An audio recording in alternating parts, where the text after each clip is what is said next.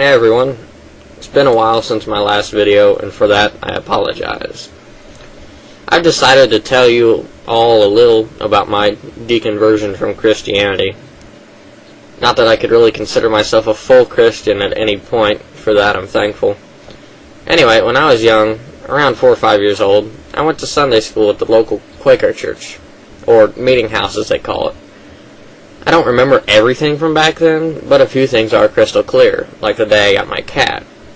I was 5, and I remember the day I got my cat, like it just happened yesterday.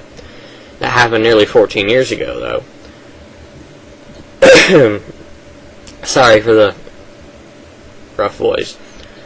Anyway, while I was in church, I remember thinking that all these grown-ups looked silly and sounded silly, doing what they did and saying what they said inside that church. All these stories of God and Jesus sounded like happy fairy tales. Mind you, I was told only the good ones. So I heard the same few over and over again.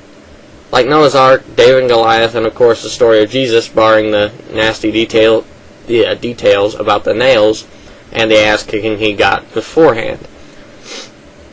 But even back then, I acquainted these stories with things like Jack and the Beanstalk, Santa Claus, the Tooth Fairy, and the Easter Bunny. They seemed like fairy tales then, and obviously are now. However, my deconversion took a while. At first, I was skeptical. In my early teens, I really began to doubt. I became an agnostic for a while. Between 14 and 16, I'd say. Then I really began to research and study up on religion as a whole, later shifting my focus to Christianity and the Bible. I've read the Bible cover to cover multiple times, and reread many parts several times more. During this period, I moved from being an agnostic to an atheist. Now, obviously, from start to finish, this escape to reality took me over a decade. I'm glad it happened, though. Since kicking religion to the curb, I felt happier, much lighter, and life has been all around better. My life has value to me now. I know it's my only shot, and I want to make it count. Most of my family, especially my mother's side, is religious. Now, I don't know the exact faith of every single member of my family. It's not something that is often discussed. Most assume that I'm a Christian in my family. If they find out I'm not, I really won't care. My father knows of my atheism, as does my brother, who seems to be non-religious. However, I don't know my brother's exact stance on the issue, so I won't push it any farther than that.